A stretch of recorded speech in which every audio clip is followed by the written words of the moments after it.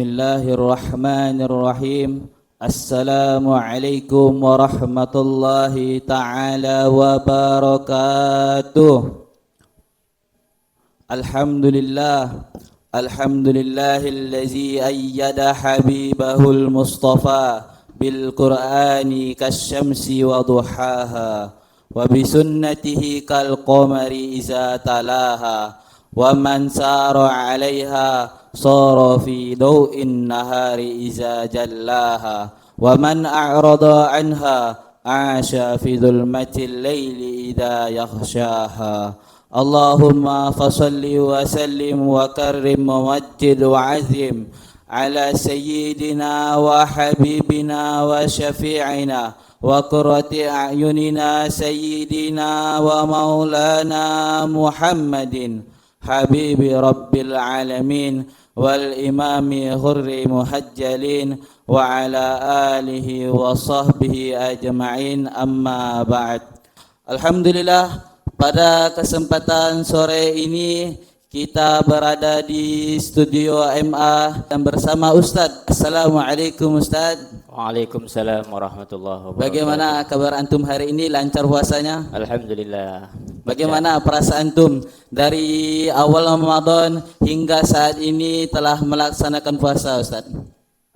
Alhamdulillah, rasanya bangga, senang. Senang, Ustaz. Alhamdulillah. Dan saya tidak panjang lebar, kita akan mendengarkan penuturan dari beliau yang akan beliau sampaikan dari tausiah beliau pada sore hari ini, yaitu tentang golongan yang diridhokan surga. Langsung saja kepada beliau, waktu dan tempat kami persilakan. Bismillahirrahmanirrahim. Assalamualaikum warahmatullahi wabarakatuh. Waalaikumsalam warahmatullahi ta'ala wabarakatuh. Alhamdulillahilladzi anzala as-sakinata fi qulubil mu'minin liyazdadu imanan ma'a imanihim. Ashhadu an la ilaha illallah wahdahu la syarika lah wa ashhadu anna Muhammadan abduhu wa rasuluhu la nabiyya wa la rasulahu ba'dah. Allahumma salli wa sallim wa barik ala sayyidina Muhammad wa ala alihi wa ashabihi ajma'in. Faqad qala Allah ta'ala fi kitabihil karim wa huwa asdaqul qailin. A'udzu billahi minasy syaithanir rajim. Bismillahirrahmanirrahim. Ya ayyuhalladzina amanu kutiba alaikumus syiyam kama kutiba alal ladzina min qablikum la'allakum tattaqun. Wa qala an-nabiyyu sallallahu alaihi wasallam al-jannatu mushtaqatun ala arba'ati nafarin talil Qur'an wa hafizil lisan wa mut'imil ji'an wa sa'imin fi syahri Ramadan. Sadaqallahul azim wa sadaqa rasuluhun nabiyyul karim wa nahnu ala dhalika minasy syahidin wa syakirin. Walhamdulillahi rabbil alamin. Bapak Ibu, para pecinta kajian indah bulan suci Ramadan di studio Pondok Pesantren Matlaul Anwar dimanapun berada, yang semoga senantiasa dirahmati Allah subhanahu wa ta'ala. Alhamdulillah, bersyukur kita kepada Allah subhanahu wa ta'ala yang hingga hari ini, yang hingga Ramadan ke-10 ini, Allah masih memberikan kesempatan hidup kepada kita, dan kita juga diberikan kesehatan oleh Allah subhanahu wa ta'ala. Bukan hanya sehat secara lahir, tetapi sehat juga secara batin, sehingga kita dapat melaksanakan tugas-tugas dari Allah subhanahu wa ta'ala yaitu melaksanakan perintah puasa itu sendiri ataupun melaksanakan ibadah-ibadah wajib dan sunnah yang lainnya. Salawat beserta salam semoga senantiasa tercurah kepada baginda Rasulullah sallallahu alaihi wasallam, kepada keluarga beliau, sahabat serta pengikut beliau yang setia. Semoga kita termasuk di dalamnya, amin ya rabbal alamin. Bapak Ibu para pemirsa pecinta kajian Ramadan di studio Pondok Pesantren Matlaul Anwar dimanapun Anda berada, tidak terasa pada saat ini kita sudah memasuki 10 Ramadan. Banyak sekali amalan-amalan, perintah-perintah Allah Subhanahu wa taala, baik yang bersifat wajib maupun sunnah yang telah kita laksanakan.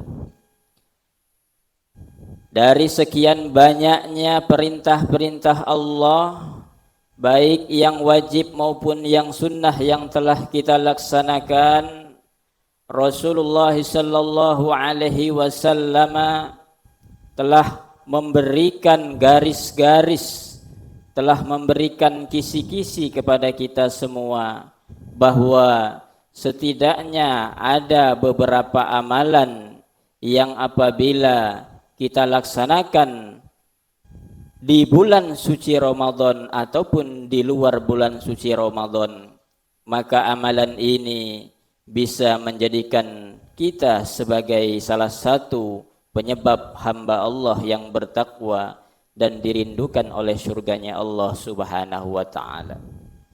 Sebagaimana kami telah mengutip sebuah hadis yang telah kami bacakan di muqaddimah tadi, Bismillahirrahmanirrahim. Al-jannatu mushtaqatun ala arba'ati nafarin. Bapak Ibu dimanapun yang telah menyaksikan, yang semoga senantiasa dirahmati Allah Subhanahu wa ta'ala. Jadi surga itu sangat merindukan kepada 4 macam, 4 kelompok ataupun 4 model manusia. Kira-kira bapak-bapak dan ibu-ibu yang di rumah senang enggak kalau dirindukan oleh surga? Coba dijawab dengan hatinya masing-masing. Pasti jawabannya senang. Atau mungkin saya kasih gambaran begini Pak atau Ibu. Misalnya bapak-bapak lagi kerja jauh dari ibu, atau seorang suami bekerja jauh dari istrinya.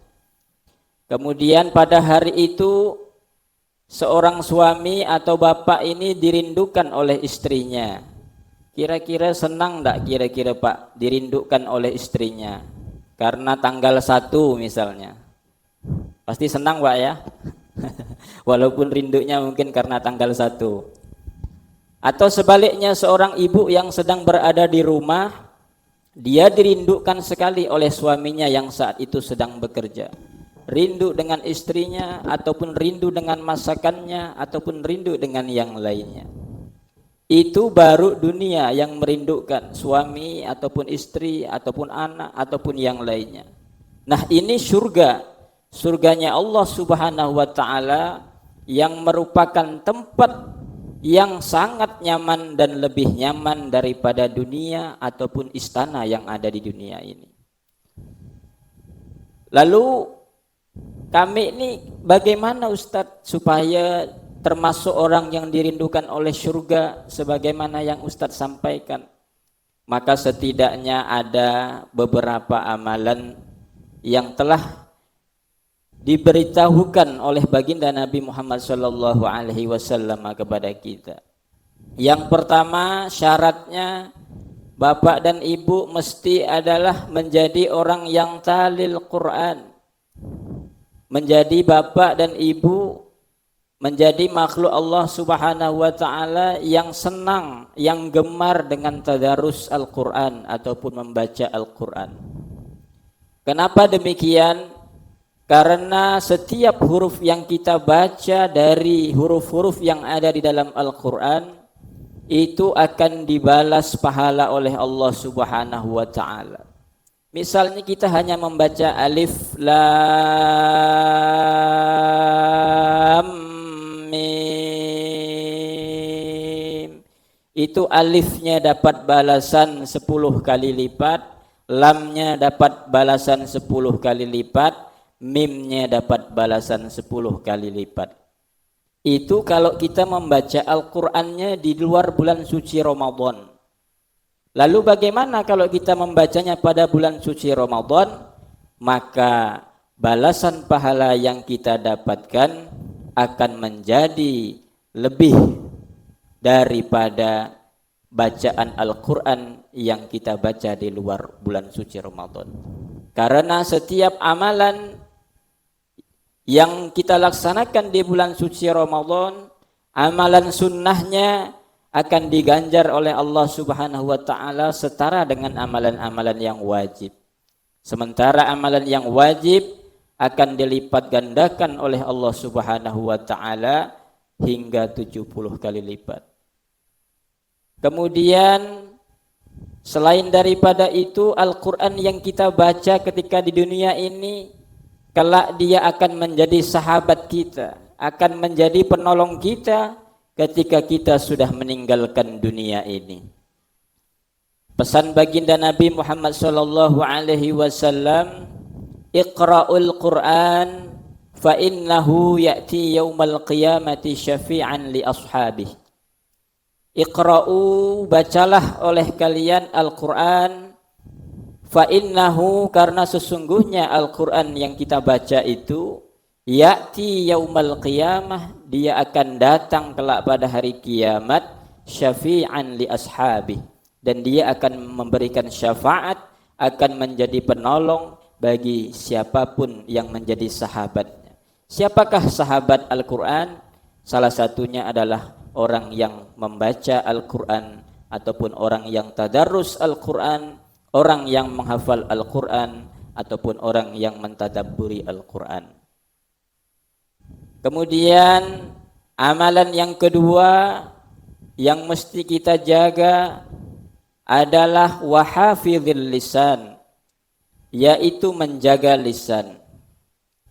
Terlebih pada saat bulan suci Ramadan, kita tahu bahwa puasa yang kita laksanakan pada bulan suci Ramadan ini tidak hanya sekedar menahan makan, menahan minum, ataupun menahan bagi yang suami dan istri ataupun yang sudah menikah untuk tidak berhubungan.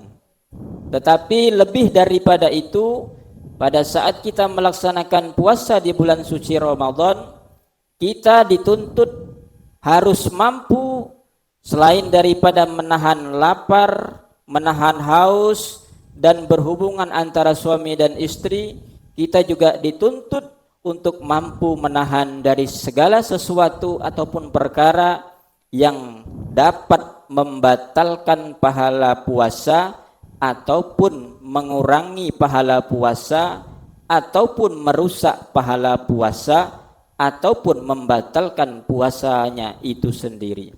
Salah satu perbuatan ataupun perkara yang dapat mengurangi pahala puasa itu sendiri adalah kita gemar membicarakan keburukan ataupun kekurangan orang lain.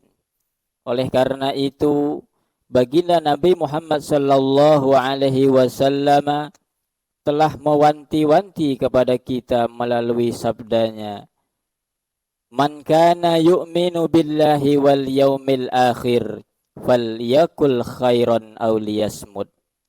Siapa orang yang percaya kepada Allah Subhanahu wa taala dan dia percaya bahwa hari pembalasan ataupun hari kiamat itu ada, maka hendaklah dia mengucapkan perkataan yang baik ataupun yang bermanfaat, atau jika tidak mampu demikian maka lebih baik ia berdiam diri. Yang ketiga adalah wa mut'imil ji'an, yaitu memberikan makan kepada orang yang kelaparan. Jika di luar bulan suci Ramadan kita mungkin terbiasa memberikan makan kepada orang yang kelaparan, orang-orang miskin, atau para fuqara, atau mungkin para pengemis, ataupun orang-orang yang tidak mampu. Dan ketika kita memberikan makanan kepada mereka di luar bulan suci Ramadan, maka kita mendapatkan keutamaan pahala sedekah. Bagaimana jika dengan bulan suci Ramadan?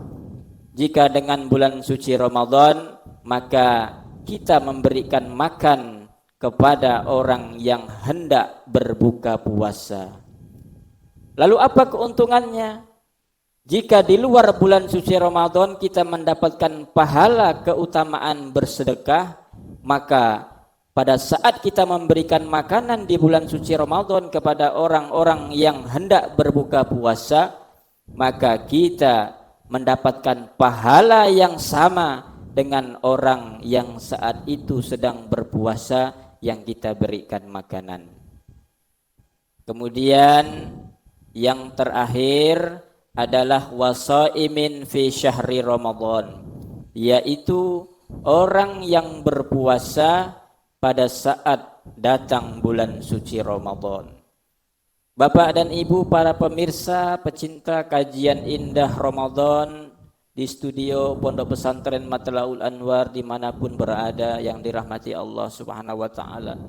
Yang terakhir adalah orang yang berpuasa pada saat bulan suci Ramadan, di mana kita ketahui bahwa bulan suci Ramadan adalah bulan yang sangat dinanti-nantikan oleh umat Islam dan orang-orang yang beriman, sehingga kedatangannya sangat dirindukan dan perintah-perintah Allah Subhanahu wa Ta'ala baik yang wajib maupun yang sunnah juga sangat dirindukan oleh orang-orang yang beriman kepada Allah Subhanahu wa Ta'ala.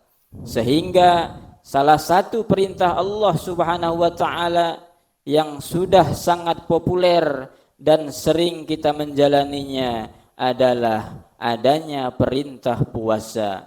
Sebagaimana yang telah kami bacakan sebuah ayat yang kami yakin Bapak dan Ibu di rumah semuanya sudah hafal. Mari sama-sama kita ulas. A'udzubillahi minasyaitonirrajim. Bismillahirrahmanirrahim.